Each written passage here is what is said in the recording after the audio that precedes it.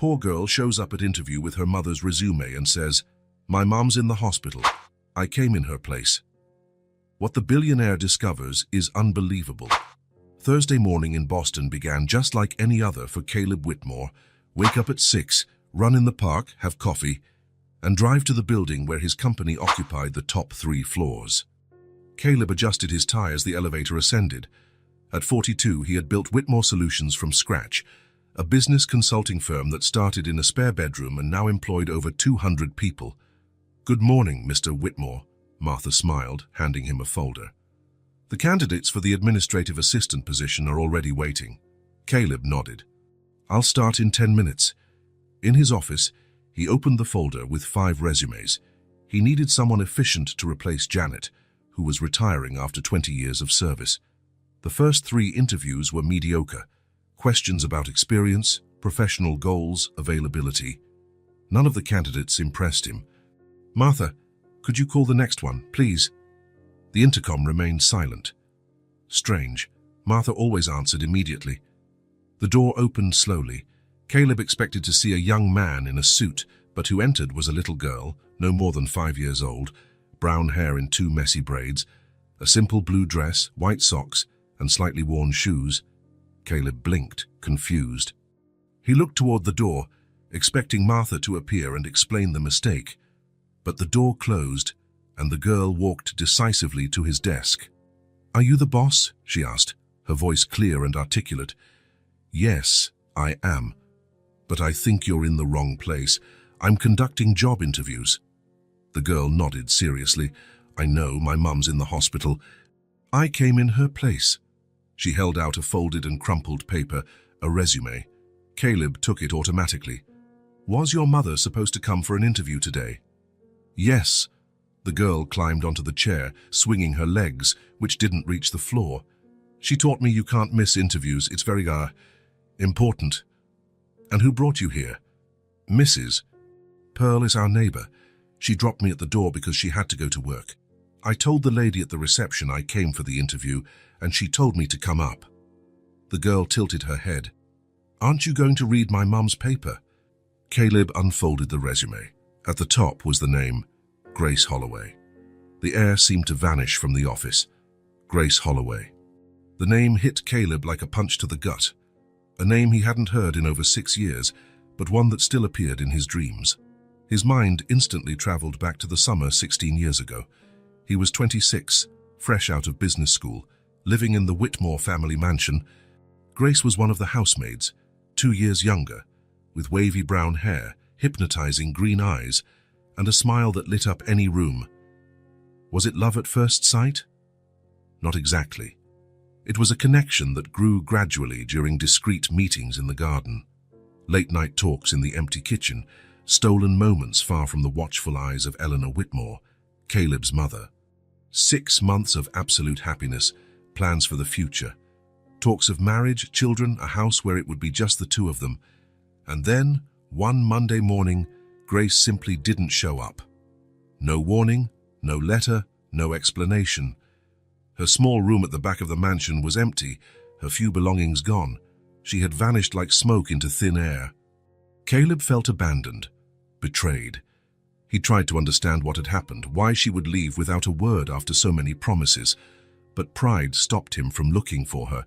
If she had chosen to leave his life this way, he would respect her decision. Eventually, he swallowed the pain and moved on. Or at least he tried to. "Sir, are you okay?" The little girl's voice brought him back to the present. Caleb blinked, focusing again on the green eyes, watching him with concern, eyes identical to Grace's.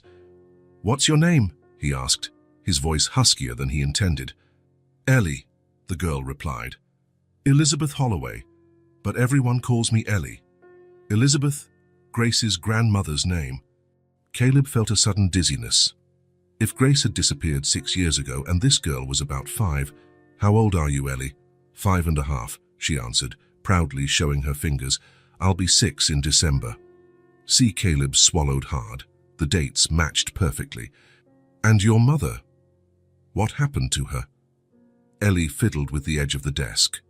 "She's been sick for a long time, coughing and tired." Last night she couldn't breathe right, and Mrs. Pearl called the ambulance. Her voice trembled. But my mum really needs this job. Caleb looked at the resume again. Several temporary jobs over the last 5 years, no period of stability. An address in a part of town known for cheap rent and poor conditions. The story began to form in his mind. Grace, alone, raising a daughter, struggling to survive, and now sick enough to be hospitalized. And this girl with green eyes and surprising determination, could she be his daughter?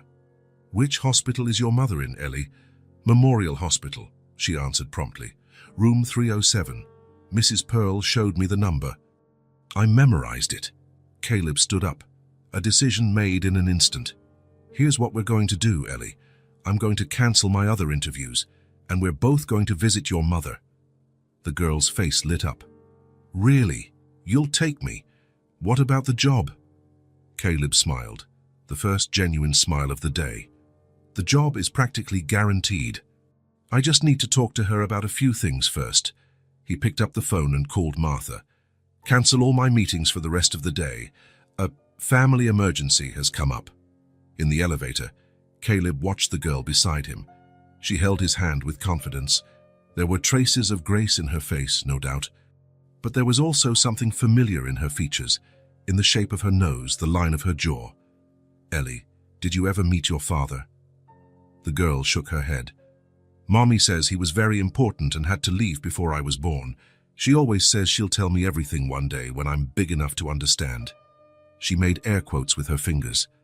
During the car ride, Ellie talked non-stop about her school, her favorite cartoons, how her mother read to her every night even when she was tired, how they had to move apartments frequently. Every word was a piece of the puzzle of Grace's last 6 years, and each piece broke Caleb's heart a little more. At the hospital, Ellie held his hand again, guiding him confidently through the corridors to the elevator. Have you been here before? Caleb asked. Yes, she replied. Mommy worked here for a while, in cleaning, but it was too tiring, and she kept coughing because of the products. On the 3rd floor, they went to room 307. The door was ajar. Ellie hesitated. What if she's sleeping? The nurse said she needs to rest. Caleb knelt. We can peek first. If she's sleeping, we'll come back later. Ellie nodded, satisfied with the solution. Caleb gently pushed the door open. The room was simple, with 2 beds separated by a curtain. The bed closest to the door was empty. In the second bed, a female figure was sleeping. Oxygen tubes were connected to her nose. A heart monitor beeped softly. That's her, Ellie whispered. Caleb took a step forward, his heart racing. He went around the curtain and finally saw the sleeping woman's face. 6 years had passed, but he would recognize that face anywhere. The brown hair, now shorter and with a few premature grey strands. The thinner face with lines of worry that didn't exist before. But it was her, Grace. A doctor entered the room, interrupting the moment. He looked at Caleb and Ellie with curiosity. Can I help you? Yes, Caleb answered, his voice firm. I'm Caleb Whitmore. This is my daughter, Ellie, and that is Grace Holloway. I'd like to talk about her condition. The doctor raised his eyebrows. Are you related to the patient? Caleb looked at the sleeping Grace, then at Ellie, who was watching him with hope. Yes, he replied, with a certainty he hadn't felt in years. We're family. The doctor consulted his clipboard and frowned. Mr. Whitmore, Mrs. Holloway's situation is delicate. Acute pneumonia, complicated by severe anemia and exhaustion. We need to keep her hospitalized for at least a week. He paused. However, she doesn't have health insurance. According to protocol, we would have to transfer her to a public hospital tomorrow. Caleb felt a wave of indignation. That won't be necessary. I'll cover all the expenses. I want her to receive the best possible treatment in this hospital. In that case, the doctor seemed relieved. I'll request that she be moved to a private room and assign our best team. Thank you, Doctor. Caleb extended his hand. My assistant will handle the financial arrangements today. After the doctor left, Ellie gently tugged on Caleb's jacket sleeve. Can we stay until she wakes up? Caleb nodded, pulling over 2 chairs. Of course we can. They sat side by side, watching Grace. Caleb couldn't take his eyes off her face. searching for the young woman he had known years ago in the pale, worn-out woman in the hospital bed. So many questions swirled in his mind. Why did she leave? Why did she never tell him about the pregnancy? How had she survived all these years? He looked at Ellie. She was swinging her legs, too quiet for a 5-year-old. Her small face showed a maturity that no child should have. "Are you hungry, Ellie?"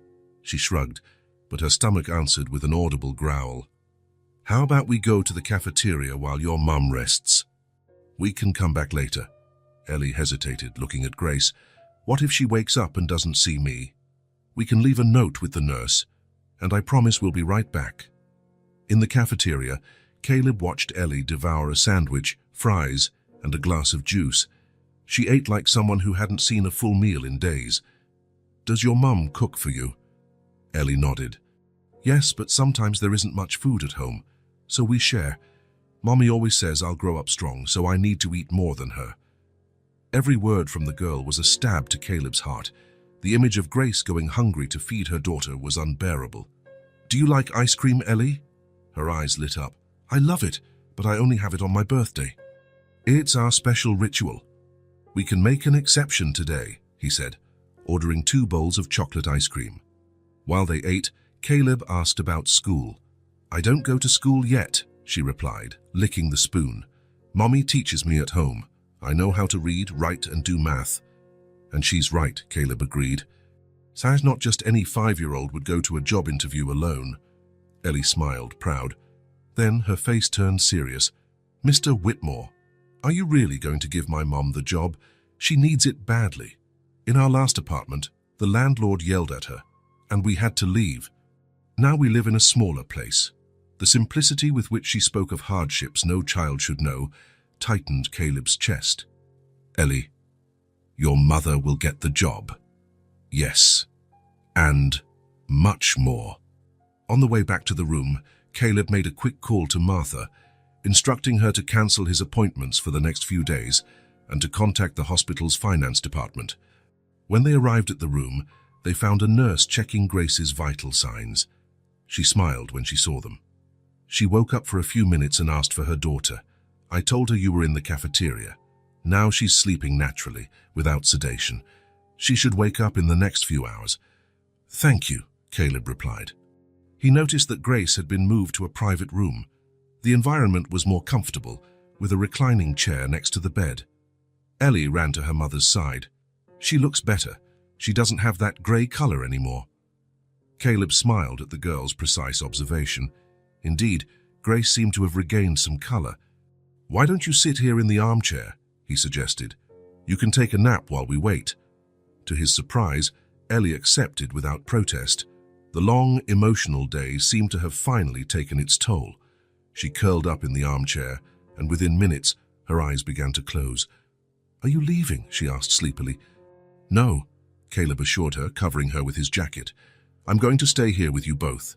Satisfied, Ellie quickly fell asleep. Alone with his thoughts, Caleb pulled a chair and sat between the bed and the armchair, where he could see both mother and daughter at the same time. The resemblance between them was evident, but now he could also see his own traits in Ellie. The shape of her chin, the line of her eyebrow, the smile. His daughter. The idea still seemed unreal, but with each minute, it became more concrete. He had a daughter he hadn't known for 5 years, a daughter who grew up in poverty while he built an empire. The feeling of guilt was replaced by determination. It didn't matter what had happened in the past, why Grace left, or why she never told him about the pregnancy. What mattered was the present. And in the present, 2 people who shared his blood needed him. Caleb watched Grace's sleeping face. Despite the marks of time and suffering, it was still the face of the woman he had loved. The only woman he had ever truly loved, he realized now. After her disappearance, there had been relationships, of course, but nothing significant, nothing lasting. When Grace finally opened her eyes, he would be there, ready to hear her explanations, to understand her reasons, ready to offer help, support, and perhaps, with time, forgiveness. But above all, ready to get to know his daughter, to be the father Ellie deserved, to create the family that fate had separated, and now inexplicably reunited. Outside, the sun was beginning to set, casting golden rays through the hospital window. A new day was ending, and for Caleb Whitmore, a new life was just beginning. The hospital room was silent, except for the steady beep of the heart monitor. The morning sun streamed softly through the slats of the blinds, creating golden bands that cut through the air. Caleb had been sitting in the same chair for hours, his gaze alternating between the sleeping Grace and Ellie, who was still asleep, curled up in the armchair, covered with his jacket. The night had been long. A nurse had come in to check Grace's vital signs every 2 hours, always careful not to wake the little girl. Caleb refused to leave, despite the gentle suggestions of the medical staff. Something inside him feared that if he left that room, he would return to find only empty walls, as if Grace and Ellie might disappear from his life again. He watched Grace's face, now more flushed than the day before. The antibiotics were working, according to the doctor who had passed by on the first morning round. His gaze swept over every detail of that face he once knew so well. The small wrinkles at the corner of her eyes that hadn't been there before, the mouth that no longer held the easy smile of years past. The marks that life, a life of hardship from what he could deduce, had imprinted on her. A subtle movement of Grace's fingers caught his attention. Her eyes were moving under her closed eyelids. Was she dreaming, or finally waking up? Caleb leaned forward, his heart racing. He saw her eyelids flutter, then slowly open, disoriented, adjusting to the light. Her gaze wandered over the ceiling, then the walls of the room, as if trying to remember where she was. Then her eyes met Caleb's. The recognition was instant. Caleb saw shock spread across her face, her green eyes widening, her breathing visibly quickening, causing the heart monitor to beep faster. Grace tried to sit up, but weakness made her fall back against the pillows. "Easy," Caleb whispered, not wanting to wake Ellie. "It's okay, you're in the hospital." Grace looked around again, now with more focus, until her eyes found the small, sleeping figure in the armchair. Her expression softened, relieved to see her daughter, but quickly returned to confusion as she looked back at Caleb. "How did you—" Her voice came out raspy, almost inaudible, the result of days of coughing and a dry throat. Caleb reached for a cup of water with a straw on the bedside table and offered it to her. Grace took a few cautious sips before pushing the cup away. "Ellie came to me with your resume," he replied, keeping his voice low. "She said you needed the job." "Your daughter is incredible." Grace closed her eyes for a moment, as if absorbing the information. When she opened them again, they were moist. "She wasn't supposed to. The neighbor promised to watch her while I was here." "Mrs. Pearl, from what Ellie said, she had to go to work. Your daughter is determined, Grace. She decided that if you couldn't go to the interview, she would go in your place." Caleb couldn't suppress a slight smile. "She walked into my office like a little executive." A tear ran down Grace's face, followed by another.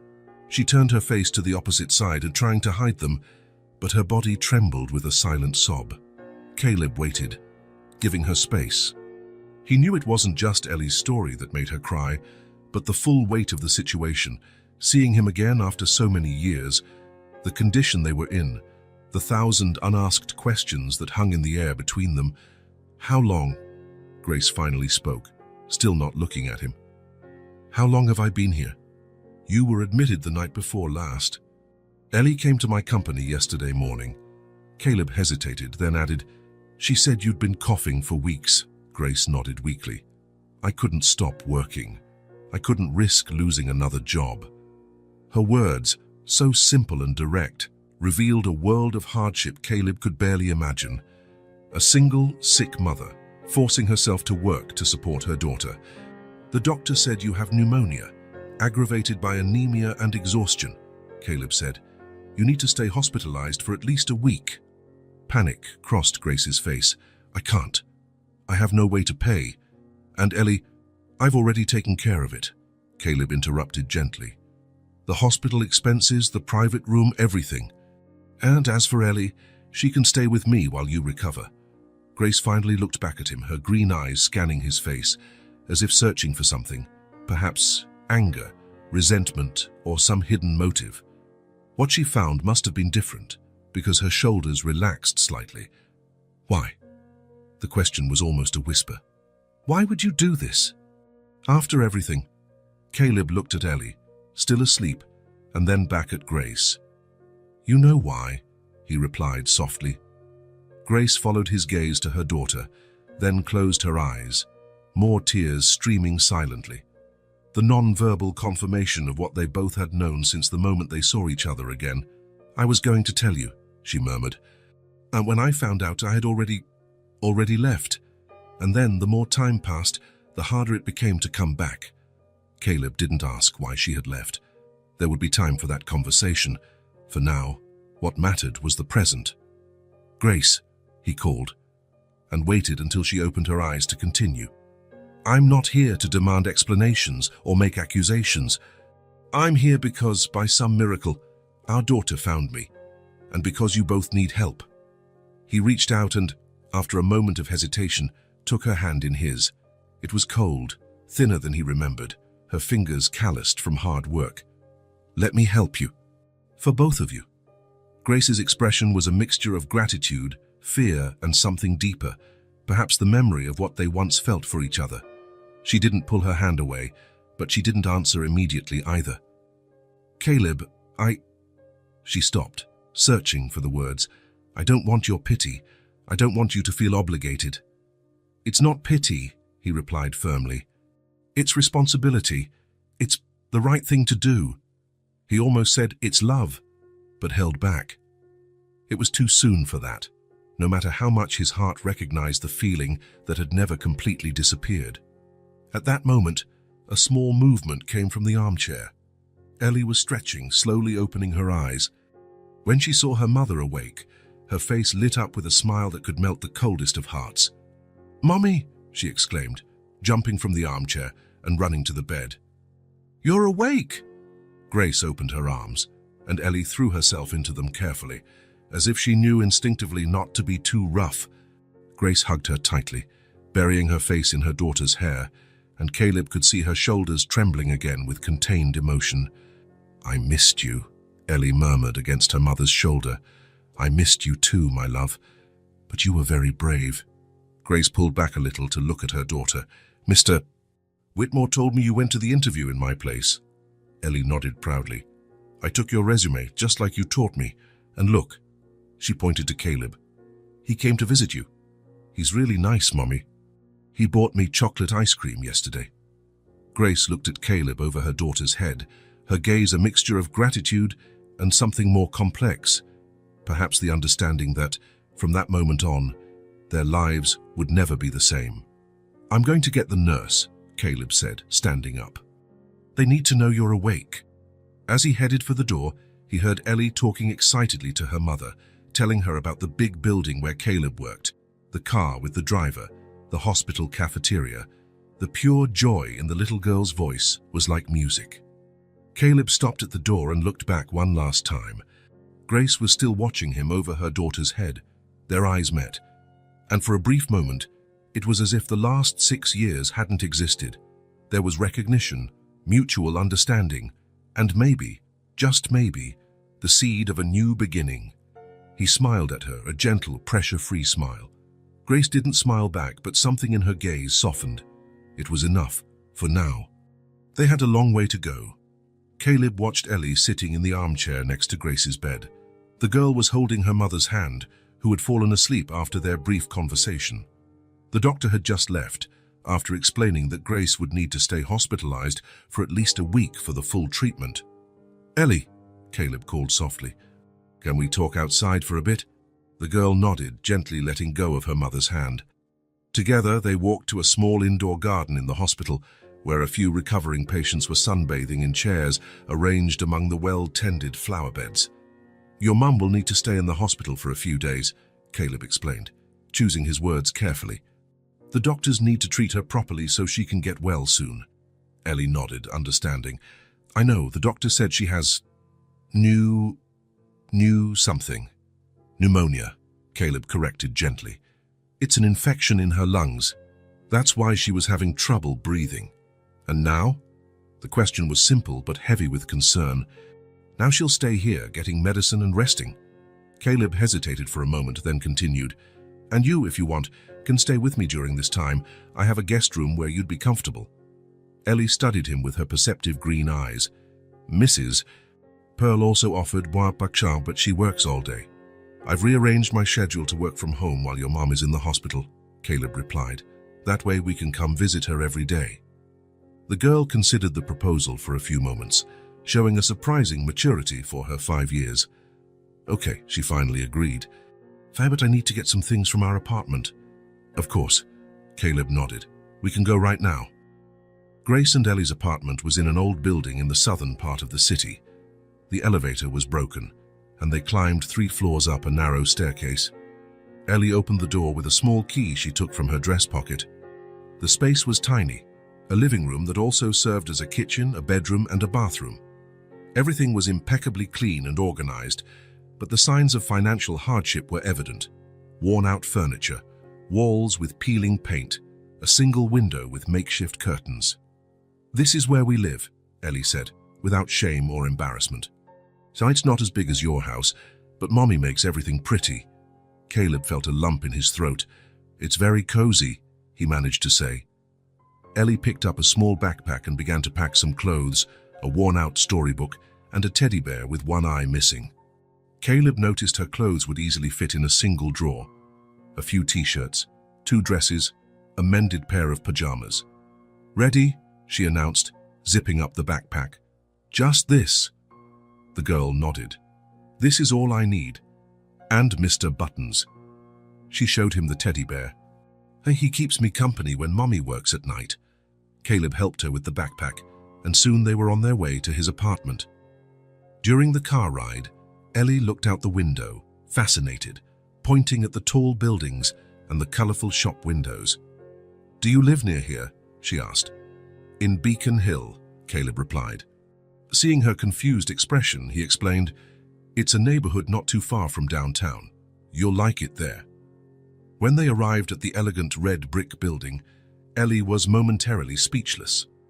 The doorman greeted them with a respectful smile. "Good afternoon, Mr. Whitmore." "Good afternoon, George. This is Ellie. She'll be staying with me for a few days." "A pleasure to meet you, Miss Ellie," the doorman said, bowing slightly. In the elevator, Ellie finally found her voice. "Why did he call me Miss?" "It's a polite way to address a young lady," Caleb explained, surprised by the question. "No one's ever called me that before," she commented thoughtfully. The elevator opened directly into Caleb's apartment, a duplex that occupied the top 2 floors of the building. The living room was spacious, with floor-to-ceiling windows offering a panoramic view of the city. "Your house is a palace," Ellie whispered, taking hesitant steps inside. Caleb smiled. "It's not a palace, but it's comfortable. Come on, I'll show you your room." He led her to a guest room on the upper floor, spacious, with a queen-sized bed, a small sofa by the window, and a desk. The colors were neutral, predominantly shades of light blue and gray. "I know it's not very cheerful for a child," Caleb noted. "Tomorrow we can buy some things to make it more colorful." Ellie shook her head. "It's perfect like this. I've never had a room all to myself." The simplicity of the statement caught Caleb by surprise. "You share a room with your mother?" "Yes. Our apartment only has 1 bedroom." She walked to the window, marveling at the view. "Can we see stars from here?" "A few. On the clearest nights. The city has a lot of light, so it's hard. Mommy showed me the constellations once when we went to the park at night." She turned to him.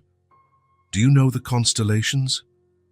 "I know a few," he replied, making a mental note to study the subject. "You must be hungry. How about we order some food?" The following days established a routine. In the morning, Caleb would prepare a simple breakfast. He discovered Ellie loved pancakes with honey. Then, they would visit Grace at the hospital. In the afternoon, while Caleb worked from home, Ellie would read the books they had bought or draw at the living room table. At the end of the day, they would visit Grace again before returning home. It was on the 3rd day that Caleb realized how completely his life had changed. He was in his office when he heard a small noise at the door. Ellie was standing there, holding a drawing. "Can I show you something?" she asked shyly. "Of course." Caleb pushed his laptop aside, giving the girl his full attention. Ellie approached and placed the drawing on the desk. It was a simple but surprisingly detailed illustration of 3 people, a woman, a man, and a little girl. "This is us," she explained. "You, me, and Mommy when she gets out of the hospital." Caleb felt a lump in his throat. "It's a beautiful drawing, Ellie. Do you think she'll like it?" "I'm sure she will," he replied sincerely. "We can take it to her tomorrow." Ellie smiled, satisfied. "Can I stay here while you work? I promise to be quiet." "You can." Caleb pulled a chair closer to his desk. "You can draw more if you want." While he worked, Caleb discreetly watched the girl concentrated on her drawing, her tongue stuck between her teeth in an expression of absolute focus. It was strange how in just 3 days, her presence had become natural, even necessary. The apartment, once a pristine but empty space, now had life. There were children's books in the living room, small shoes in the hallway, laughter echoing in the walls that had once only known silence. On the morning of the 4th day, Caleb woke to the sound of light footsteps in the hallway. He opened his bedroom door to find Ellie already dressed, trying to reach the frozen pancakes on the top shelf of the refrigerator. "Good morning, early bird," he said, helping her get the box. "Why didn't you call me?" "I wanted to make a surprise," she replied. "I already know how to turn on the microwave." Caleb smiled, but made a mental note to explain kitchen safety. Together, they prepared breakfast, with Ellie insisting on setting the table, like in the restaurants. She placed folded napkins, aligned silverware, and even found a small vase where she put some artificial flowers from the living room. Perfect," Caleb approved, sitting at the table he usually only used to drop mail. "You'd be a great hostess." "What's a hostess?" Ellie asked, biting into a pancake. "It's someone who welcomes people into their home and makes them feel welcome."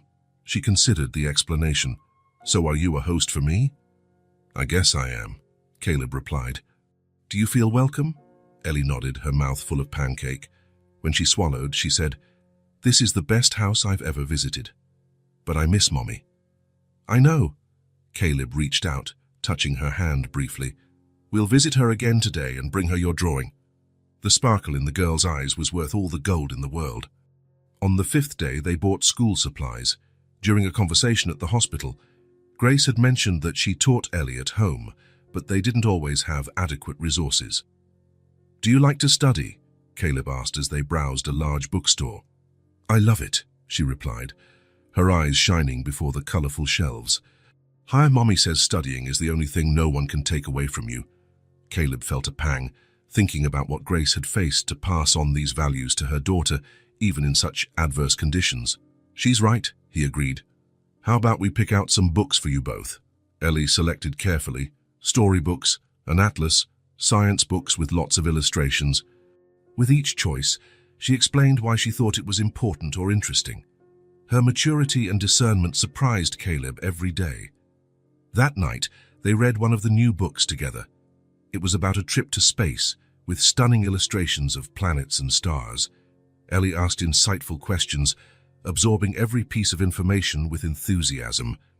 "When I grow up, I want to be an astronaut," she declared, looking at an image of the Earth from space. "Or a doctor or a teacher. I haven't decided yet." "You have time," Caleb smiled, "and you can be whatever you want." "Mommy always says that." She yawned, the day's excitement finally catching up with her. "She's going to like these books." "I'm sure she will," Caleb replied, helping her get settled in bed. "We'll take some for her to see tomorrow." When it was time to sleep, Ellie asked, "Can you leave the door open a little? I don't like it when it's too dark." "Of course," Caleb replied, leaving a crack in the door. "Mr. Whitmore?" Ellie called as he was leaving. "Thank you for taking care of me while Mommy gets better." Caleb felt a wave of affection for the small figure in the big bed. "Thank you, Ellie. It's been special." Later, alone in his room, Caleb realized how much his life had changed in just 1 week. It wasn't just the physical changes, the toys, the children's books, the adjusted routines. It was something deeper, an inner transformation. Before, his life revolved around work, goals and numbers, important meetings, tight deadlines, tense negotiations. Things that seemed essential just 7 days ago now felt so distant. He had cancelled or rescheduled appointments he once would have considered non-negotiable, all to be present for a child he barely knew but who already occupied a huge space in his heart. Now, suddenly, he cared about things like pancakes for breakfast, bedtime stories, and stars that could barely be seen through the city lights.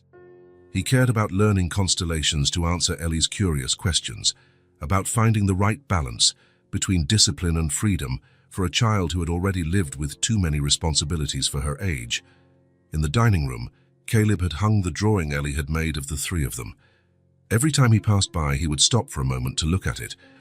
The simple figures, the big smiles, the joined hands, a family. The word came to his mind uninvited, but he didn't push it away. Maybe that's what they were becoming, in an unlikely and unexpected way. The next morning, Caleb and Ellie were getting ready for another visit to the hospital. Today would be the day for the important conversation with the doctors, Grace's full diagnosis, the treatment prospects, the recovery time. "Ellie," Caleb called as the girl carefully arranged some drawings to show her mother. "You know that, no matter what happens, I'll continue to help you and your mum, right?" She looked at him, her green eyes serious and confident. "I know," she replied simply. "Mommy seems happier when you're there." The girl's insightful observation caught him off guard. Not knowing what to say, he just smiled. "I'm ready," Ellie announced, holding her small backpack with the drawings and books. "Let's go see Mommy." Together, they set out for the day that would bring important news, the diagnosis that would determine the next steps in this unexpected journey they had begun. The soft morning light illuminated the hospital corridor as Caleb and Ellie walked hand in hand. She held tightly to the backpack with the drawings and books she had set aside to show her mother. They stopped in front of room 307, and Caleb noticed Dr. Richards talking to a nurse near the station. "Ellie, can you go in and stay with your mum? I need to talk to the doctor for a moment." The girl nodded and entered the room, leaving the door ajar. Caleb approached the doctor, who greeted him with a nod. "Mr. Whitmore, I was just looking for you. We have the results of Mrs. Holloway's tests. Would you like to discuss them in my office?" "It would be better right here, Doctor. I don't want to get too far from the room." Dr. Richards nodded, understanding. He led Caleb to a small, empty meeting room and closed the door. They sat facing each other, and the doctor opened a folder with several papers. "Mr. Whitmore, Mrs. Holloway's condition is more complex than we initially thought." The doctor adjusted his glasses as he reviewed the documents. "She has acute pneumonia, as we had already diagnosed, but the blood tests revealed severe anemia that is complicating her recovery." "Severe anemia," Caleb repeated, feeling a pang of concern. "What does that mean exactly?" "Her hemoglobin levels are dangerously low, less than half the ideal for a woman her age. This compromises the transport of oxygen in the blood, making any infection much more serious." The doctor paused, his gaze professional but compassionate. "Mr. Whitmore, this anemia didn't appear overnight.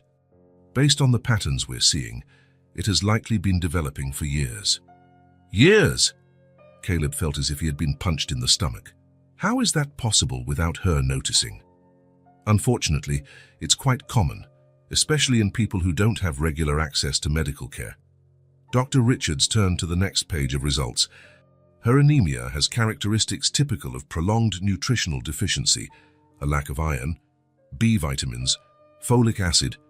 On top of that, we found indicators of chronic exhaustion and compromised immunity." Caleb tried to process the information, but his mind was filled with images. Grace working as a maid in his family's house years ago, the small apartment he had visited with Ellie, the girl mentioning that sometimes there wasn't much food at home. "In layman's terms, Doctor," Caleb asked, his voice huskier than usual, "what's happening to her?" The doctor sighed, abandoning the clinical language for a moment. "Her body is exhausted, Mr. Whitmore.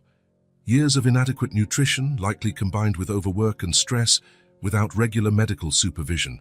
It's like a car that's been driven continuously without maintenance and with low-quality fuel. Eventually, it breaks down. And the treatment, and the... What are the prospects? With the proper treatment, She can make a full recovery. Dr. Richards closed the folder. But it won't be quick or simple. We're treating the pneumonia with broad-spectrum antibiotics, and we've already started transfusions for the anemia. But the most important thing will be what happens after she's discharged. What do you mean? Mrs. Holloway will need a complete change in her lifestyle. Absolute rest for at least a month. A balanced diet rich in specific nutrients, vitamin supplementation, regular medical follow-ups. The doctor looked directly into Caleb's eyes. And most importantly, no heavy physical labor or multiple jobs, at least for the next 3 to 6 months. The reality of the situation hit Caleb with full force. Grace was a single mother, living in a tiny apartment, likely struggling to pay the bills. How could she go months without working? I understand, he said finally. And when can she be discharged? If she continues to respond well to the antibiotics, in about 5 days. But I insist, she will not be in a condition to resume her previous routine. Don't worry about that, doctor. I'll make all the necessary arrangements. Caleb stood up, extending his hand. Thank you for your frankness. When the doctor left, Caleb remained in the room for a few minutes, trying to organize his thoughts. A wave of guilt washed over him. Years. Grace had been in this situation for years, while he lived comfortably, building his company, accumulating wealth. If he had looked for her when she disappeared, if he had insisted, investigated more, he took a deep breath, pushing those thoughts away. The past couldn't be changed. What mattered now was the present, and what he could do from now on. When he entered the room, he found Grace sitting up in bed, with Ellie beside her proudly showing off the drawings she had made. Seeing Caleb, the girl smiled. Look, Mr. Whitmore. Mommy loved the drawing of the 3 of us. Grace looked at him, a silent thank you in her eyes. She looked a little better, less pale, more alert, but Caleb could now clearly see the signs the doctor had mentioned. The excessive thinness, the weariness in her eyes, small signs of a prolonged struggle against circumstances he could barely imagine. It's a wonderful drawing, Caleb commented, approaching the bed. Grace, I just spoke with Dr. Richards about your test results. Ellie, dear, Grace addressed her daughter, why don't you go to the cafeteria and get some juice? Here's some money. Can I go by myself? Ellie asked, excited by the responsibility. The cafeteria is just down the hall, Grace replied. Go and come straight back, no detours. When the girl left, Grace turned to Caleb, her expression now serious. How bad is it? Caleb sat in the chair next to the bed and explained everything the doctor had said. He didn't soften the truth, but he was gentle in laying out the gravity of the situation. As he spoke, he watched Grace absorb the information, not with surprise or shock, but with a resignation that revealed that, somehow, she already knew. Months without working, she murmured when he finished. That's not possible, Caleb. I have bills to pay, Ellie to care for. Don't worry about that now, he replied, instinctively touching her hand. I'm here to help. You just need to focus on getting well. Grace gently withdrew her hand, her eyes lowered. I can't accept this. You've already done too much paying for this hospital, taking care of Ellie. Grace, look at me. Caleb waited until she raised her eyes. I'm not doing this out of charity. I'm doing it because... He hesitated, searching for the right words. Because you two are important to me, more than I can explain. A silence hung between them, heavy with unspoken words, unasked questions. It was broken by the cheerful return of Ellie, holding a cup of orange juice and a packet of cookies she had bought with the change. Look, Mommy, I brought cookies for us to share. The rest of the visit passed with Ellie excitedly recounting her stay at Caleb's apartment, the books they had bought, the pancakes she had learned to make in the microwave. Grace smiled and asked questions, but Caleb could see the worry behind her smile. At the end of the afternoon, when Grace began to show signs of fatigue, Caleb suggested they head home. Come on, Ellie, your mum needs to rest. We'll be back early tomorrow. The girl gave her mother a careful hug and collected her drawings, leaving only the portrait of the 3 of them hanging on the wall near the bed. So you don't feel lonely, she explained. On the way back, Caleb decided to stop at a small restaurant. What do you think about eating out tonight? I'm too tired to cook. Ellie agreed enthusiastically. The place was simple but cozy. Wooden tables, yellow lighting, the aroma of home-cooked food. They sat in a quiet corner, and Caleb helped Ellie choose from the menu. While they ate, Caleb noticed the girl was unusually quiet, playing distractedly with her food. "Is everything okay, Ellie? You don't like the food?" "It's good," she replied. After a pause, she asked, "Is Mommy really going to get better?" The question caught Caleb by surprise. Of course, she would sense the seriousness of the situation, no matter how much they tried to protect her. "Yes, she will," he answered with conviction, "but it's going to take a while. She'll need to rest a lot after she gets out of the hospital." Ellie nodded thoughtfully. "We've been through hard times before," she said, her voice small but firm.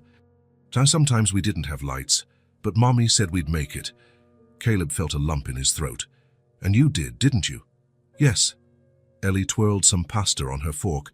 "Mommy always finds a way. She's my hero, you know?" "She really is amazing," Caleb agreed, fighting the emotion that threatened to overwhelm him. "The kids on my street have dads, but I never did." Ellie spoke without sadness, just stating a fact. "But it doesn't matter, because I have the best mom in the world. She does everything by herself." Every word was like a knife in Caleb's heart. He imagined Grace, young and alone, raising a daughter in conditions he had never experienced, working to exhaustion, depriving herself of food so Ellie could eat, facing the cold when there was no money to pay for electricity. "When Mommy is really tired," Ellie continued, "I make dinner. I know how to heat up soup and make a sandwich." "You're a very special girl, Ellie," Caleb said, his voice trembling. "Your mother must be very proud of you. She says I'm the best gift she's ever received." Ellie smiled, a smile so much like Grace's that Caleb felt his heart ache. "I say she's my best gift too." In that moment, watching the small figure in front of him, so young and yet carrying a maturity forged by adversity, Caleb understood something profound. Ellie was more than just his biological daughter. She was the living reflection of Grace's silent sacrifice, of the unconditional love that had sustained her all these years. The anger he had felt at himself earlier returned with full force. He hadn't been there when Grace needed him most. He hadn't seen his daughter's birth, hadn't held her hand in the difficult moments, hadn't helped turn on the lights when darkness filled the small apartment, but he was here now. And he would do everything in his power to ensure that Grace and Ellie would never face hardship again. "Mr. Whitmore," Ellie's voice brought him back to the present. "Are you crying?" Caleb hadn't realized the tear running down his face. He quickly wiped it away, forcing a smile. "Sometimes adults cry too," he answered simply.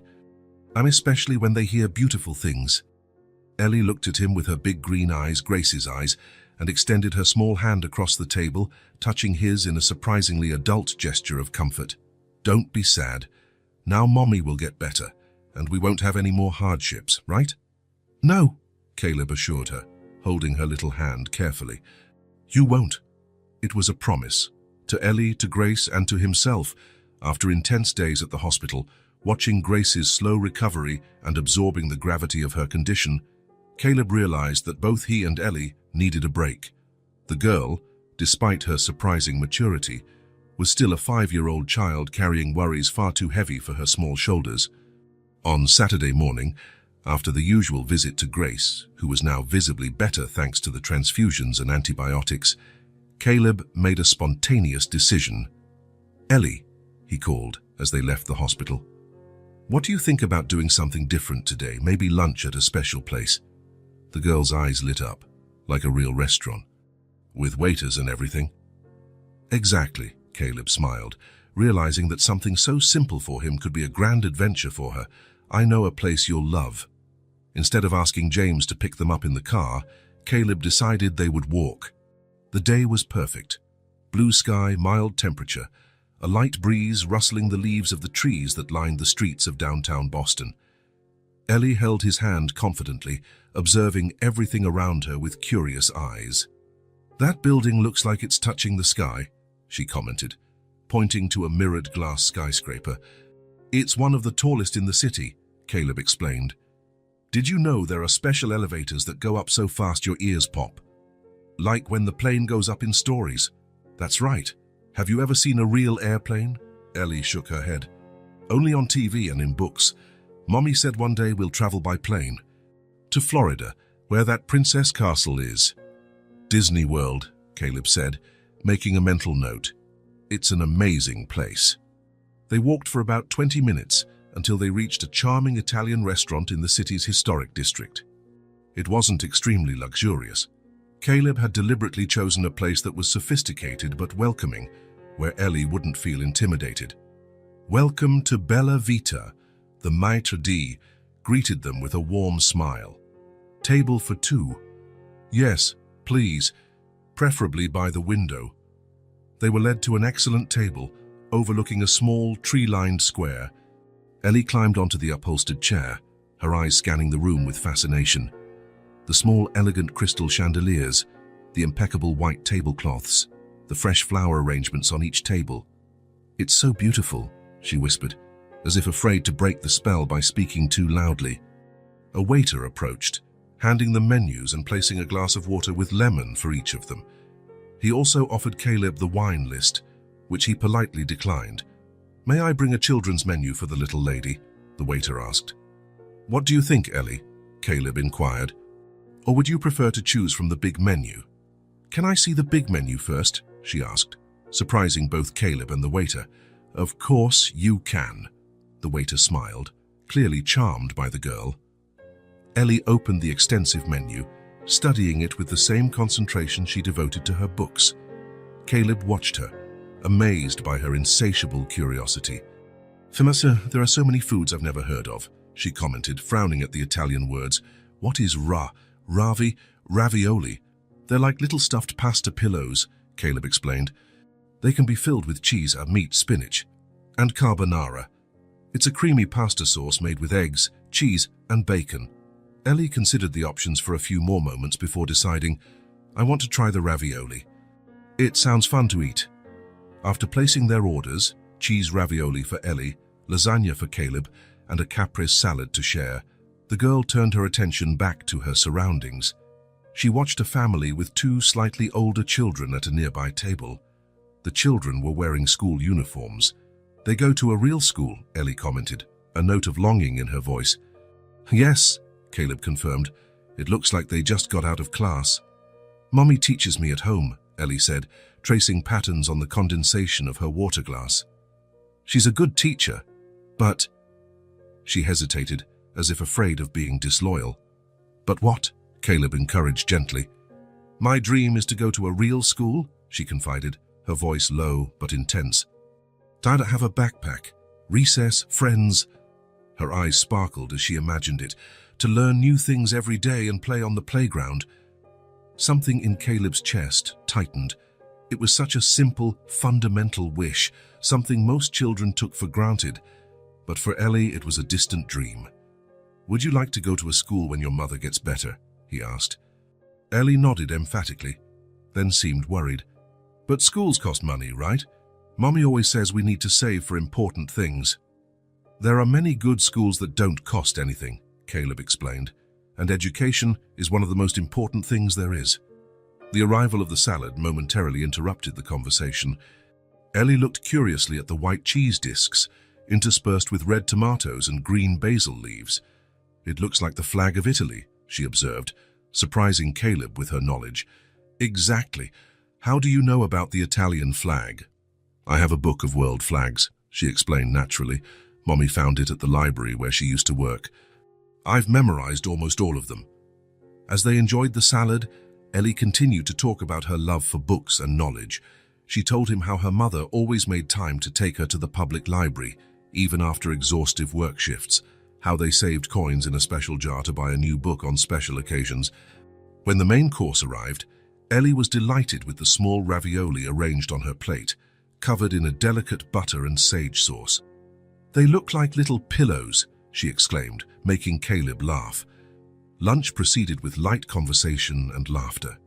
Ellie savored each bite with genuine pleasure, tasting flavors she had never experienced before. Caleb watched her, his heart filling with a growing determination. This bright, curious, and knowledge-thirsty child deserved every opportunity. She deserved a full childhood, with school, friends, activities, trips, all the experiences that shape a person. And Grace deserved to see her daughter flourish without the constant weight of financial worry. When dessert arrived, tiramisu for Caleb and vanilla ice cream with chocolate syrup for Ellie, the girl was more relaxed and excited than he had seen her in days, the weight of her worries temporarily forgotten. She was just a 5-year-old girl enjoying a moment of pure joy. "This is the best day," she declared, with chocolate on the corner of her mouth. "Thank you, Mr. Whitmore. Call me Caleb," he said, surprising himself.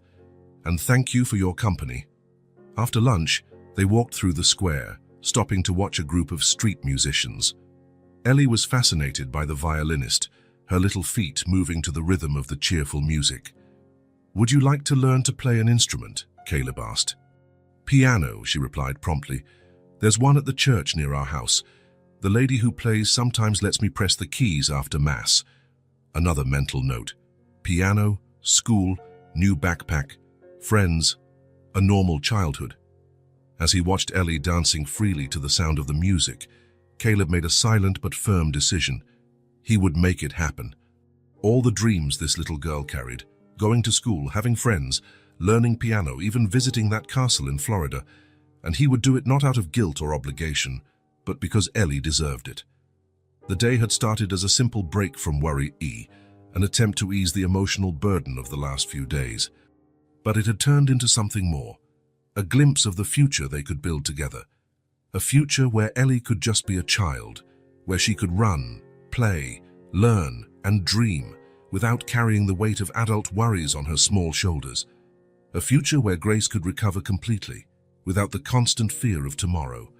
And maybe, just maybe, a future where the three of them could find happiness together. As the sun began to set, casting golden rays over the city, Caleb picked Ellie up for the walk back. She rested her head on his shoulder, tired but content. "It was a very happy day," she murmured, already half asleep. "Yes," Caleb agreed, feeling a peace he hadn't experienced in years. It was just the first of many. The second week of Grace's hospitalization brought visible changes in her condition. The color had returned to her cheeks. Her breathing was no longer labored, and the doctors were talking about discharging her in the coming days. The blood transfusions had raised her hemoglobin levels to acceptable ranges, and the pneumonia was receding in the face of powerful antibiotics. That afternoon, Caleb decided to visit Grace alone. Martha, his secretary, had offered to take Ellie to the movies, an outing the girl had never experienced, and which left her beaming with anticipation. Before leaving, Ellie hugged Caleb and whispered, "Tell Mommy I'm going to see a movie on the big screen today." Now, as he walked down the familiar hospital corridor, Caleb felt a strange mix of anxiety and expectation. Since the full diagnosis, his conversations with Grace had been mostly about her health and about Ellie. Their shared past remained an unexplored territory between them, a silent space they both avoided for different reasons. But today would be different. He had made a decision. He knocked gently on the room door before entering. Grace was sitting up in bed, a book open on her lap, one of the ones Ellie had chosen at the bookstore. When she saw him, she marked the page and smiled slightly. "Where is Hurricane Ellie?" she asked, noticing her absence. "The movies," Caleb replied, sitting in the chair next to the bed. Martha took her to see that new animated movie about dinosaurs. From her excitement, it seemed like she was going to another planet. Grace laughed, a sound Caleb had heard more of in recent days, and which always had a strange effect on his chest. "She's never been to the movies," Grace commented, a shadow briefly crossing her eyes. "I always wanted to take her, but now she's going," Caleb completed softly. "And there will be many other first times." A comfortable silence settled between them. Grace seemed more relaxed today, less on the defensive. Perhaps it was the improvement in her health, or perhaps the certainty that Ellie was being well cared for. "How are you feeling?" Caleb asked, genuinely interested. "Better, stronger." She adjusted herself against the pillows. "Dr. Richards said I might be discharged in 2 days if my tests keep improving." "That's great." "Yes, but..." She hesitated, her gaze dropping to her hands. "He also said I won't be able to work for at least a month, and that I'll need continuous follow-ups, medication, a special diet. Grace, Caleb interrupted gently. We've already talked about this. Don't worry about the financial part. I'm here to help. Why? The question was direct, her green eyes finally meeting his. Why are you doing all this, Caleb? It was the moment he had anticipated, the opening for the conversation they needed to have. For several reasons, he replied calmly. For Ellie, of course. She is. Well, we both know who she is to me. He paused, choosing his next words carefully. And for you, Grace. For what we had. For what we could have had. Grace looked away, her expression a complex mix of emotions. Ellie is incredible, Caleb said, slightly changing the course of the conversation. Her intelligence, her sensitivity, the way she looks at the world. When I think that I almost didn't know her. She has a lot of you in her, Grace replied softly, not just in looks, the determination, the insatiable curiosity, even that wrinkle that forms between her eyebrows when she's concentrating. A small smile touched her lips. Whenever I saw her do that, I remembered you. The revelation hit Caleb like a gentle but powerful wave. For all these years, Grace had seen him in her daughter. She had preserved this connection, even when all seemed lost. She has the best of you, he said with sincerity. Grace looked at him, her eyes softened. And the best of you too, even without knowing it. There was an exchange of glances, a delicate moment, fragile as crystal, where something old and dormant seemed to awaken. It wasn't love, not yet. It was more basic, more fundamental. Trust, the beginning of a bridge over the abyss that the years had created between them. Caleb took a deep breath. It was now or never. Grace, he began, his voice calm but firm, there's something I need to ask you. Something that has haunted me for 6 years. He paused, gathering courage. Why did you disappear? I looked for you. The lie escaped before he could contain it. He hadn't looked for her, not really. Wounded pride had stopped him. But somehow, in this moment, it seemed important for her to know that he had missed her, that her absence had left a void. Grace was silent for a long moment, her gaze fixed on the window, where the afternoon sun created golden patterns through the blinds. When she finally spoke, her voice was low, almost a whisper. Your mother found out about our relationship. The words hung in the air, heavy as lead. Caleb felt his body tense. Eleanor called me into her office at the mansion one day while you were in the city, Grace continued, each word seeming painful to pronounce. She said she had noticed how we looked at each other, how I was coming on to her son. Caleb clenched his fists involuntarily. He could picture the scene with painful clarity, his mother, cold and calculating, and Grace, young and vulnerable. She fired me on the spot. Said it was shameful, that I was trying to social climb through you. Grace swallowed hard, the memory clearly still painful. Then she offered me money, a significant amount for someone like me, who had nothing, enough to start over somewhere else, far from Boston, far from you. And you took it, Caleb said, not as an accusation, but as a statement of fact. Grace nodded, silent tears beginning to stream down her face. I was alone, Caleb. No family, no real friends, nowhere to go after losing my job and lodging at the mansion. I took it. Her voice broke. And then, a few weeks later, I found out I was pregnant. Caleb felt as if the air had been sucked out of the room. The revelation wasn't unexpected.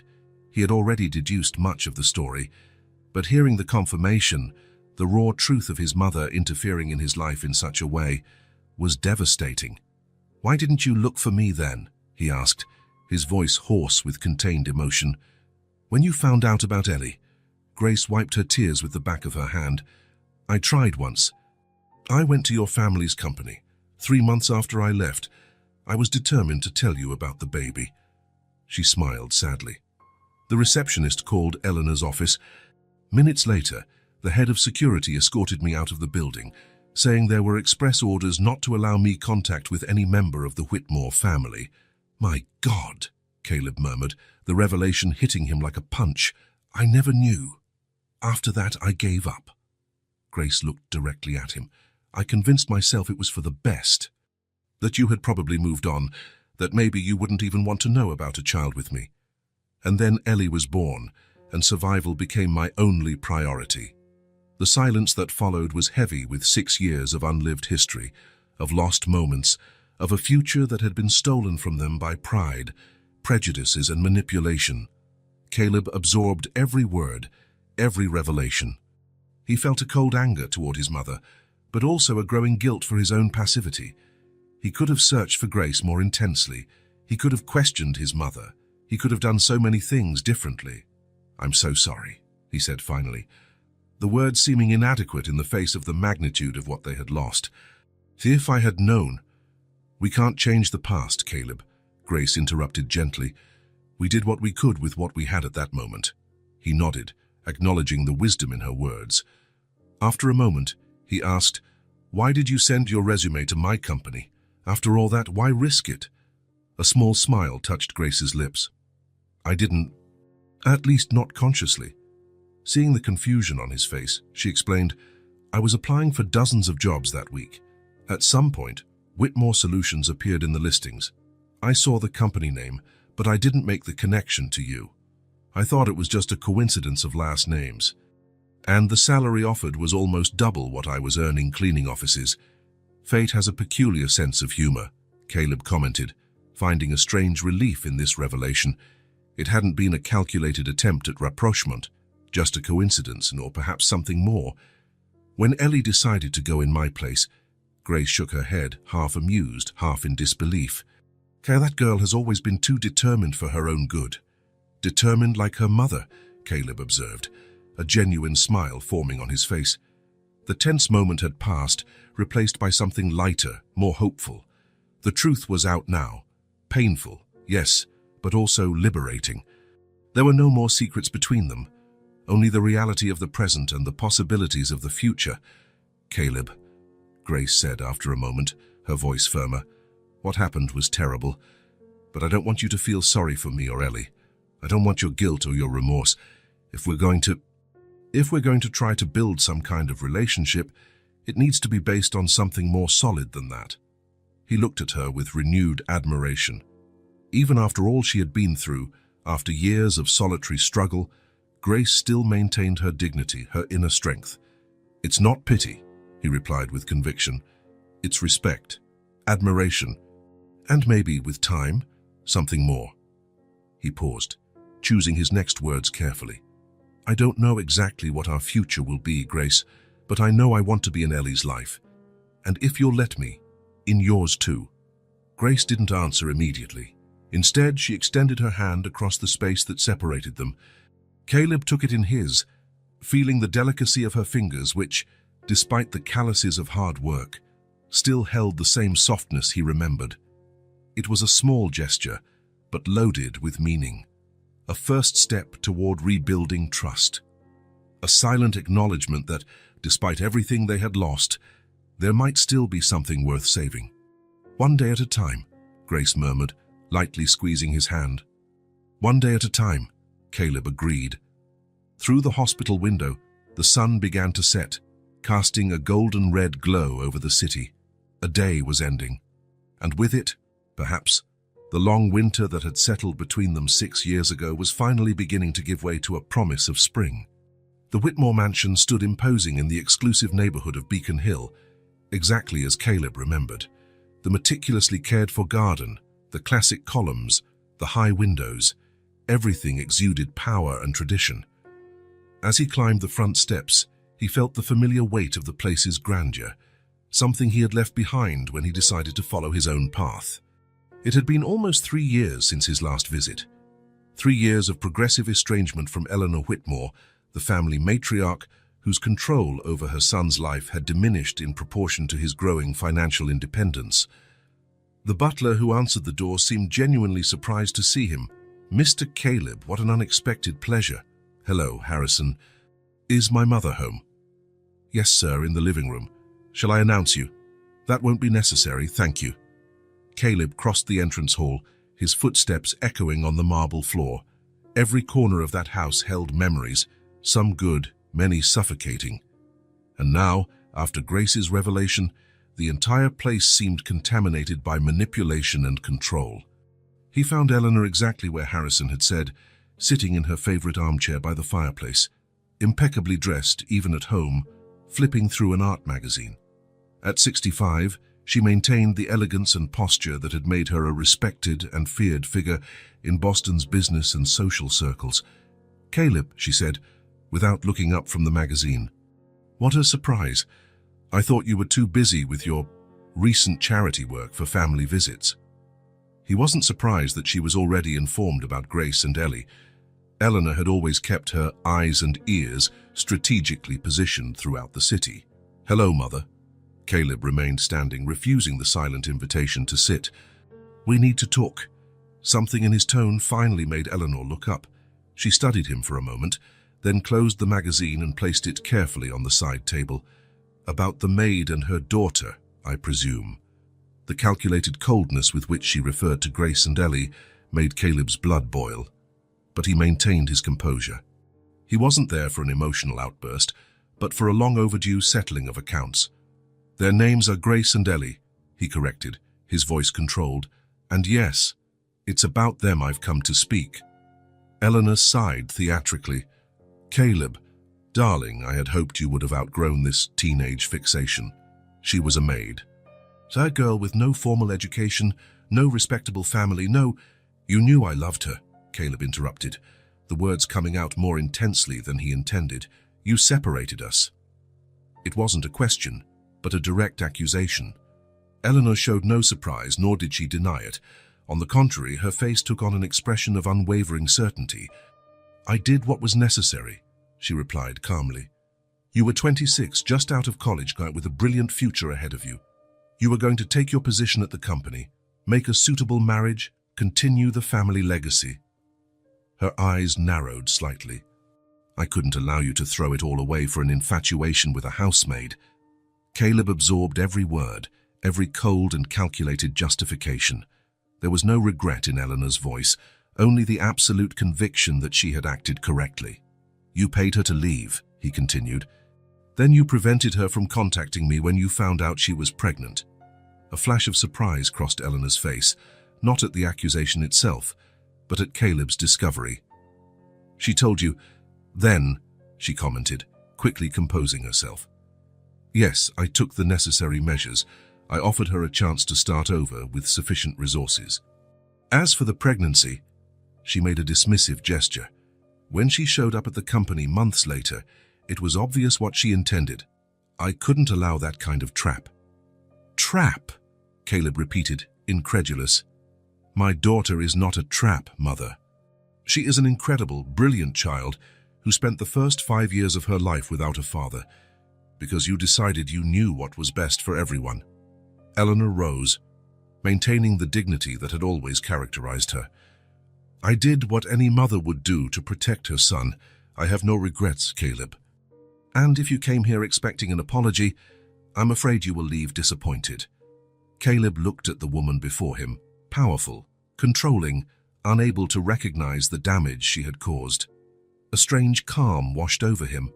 There was no anger, no longer the desire for confrontation that had brought him here, just a crystal clarity about what needed to be said. "I didn't come for your regret or forgiveness, Mother," he said, his voice firm.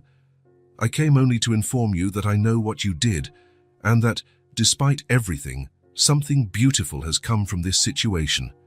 He walked to the window, looking out at the garden where he had played as a child. So many rules, so many expectations, so little freedom. "I have a daughter," he continued, turning to face Eleanor.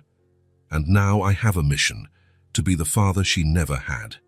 Something indefinable crossed the matriarch's face, perhaps the realization that, this time, she had irreversibly lost control. "And what about the mother?" she asked, her voice slightly less confident. "Had you also planned to rescue on your old flame?" "What happens between Grace and me is our own business," Caleb replied. "What I know for sure is that they are both now part of my life, permanently." Eleanor did not answer. Her silence said more than any words. Caleb walked to the door but stopped before leaving.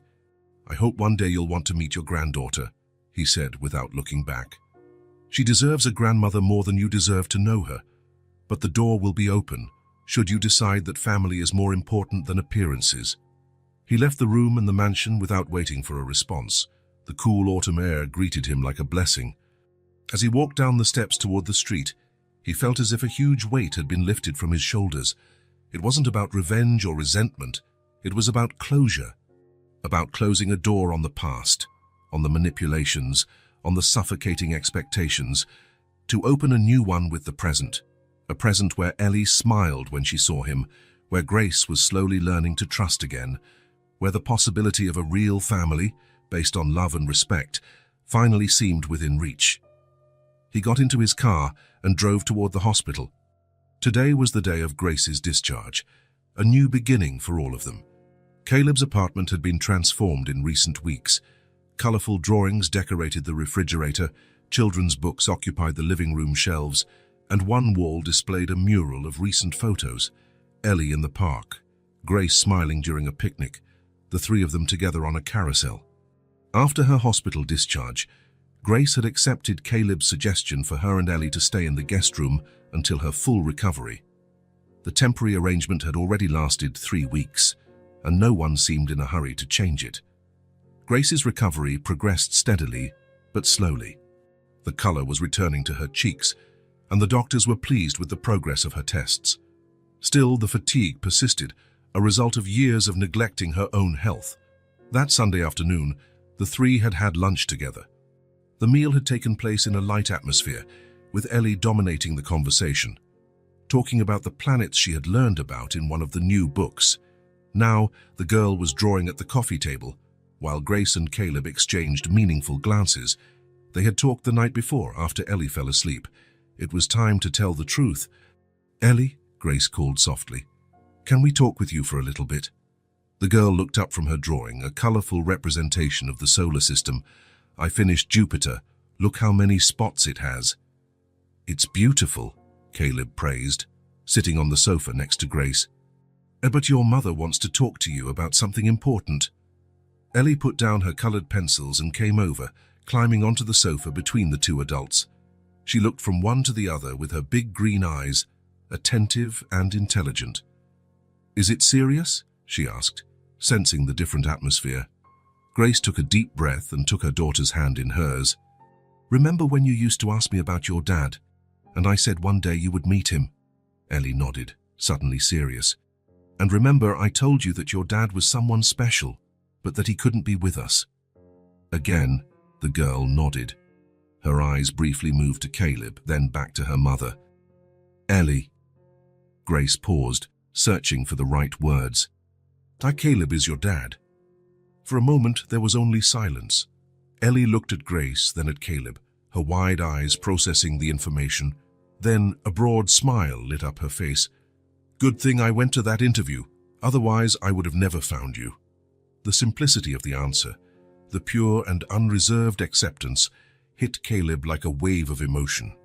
He felt his eyes well up, and when he looked at Grace, he saw she was also fighting back tears. "You're not surprised?" Grace asked, stroking her daughter's hair. Ellie shrugged, with that disconcerting wisdom that sometimes emerged. "A little.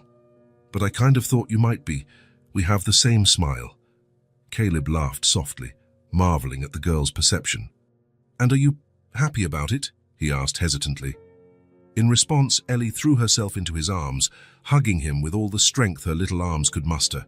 "Very happy. Now I have a real dad." Caleb hugged her back, a deep emotion running through his chest. Over the girl's head, his eyes met Grace's, who was smiling through her tears. The moment was magical, almost unreal, as if an invisible circle was finally closing. "Does this mean we're going to live together forever?" Ellie asked, still hugging Caleb. The innocent question carried implications the adults had not yet fully resolved.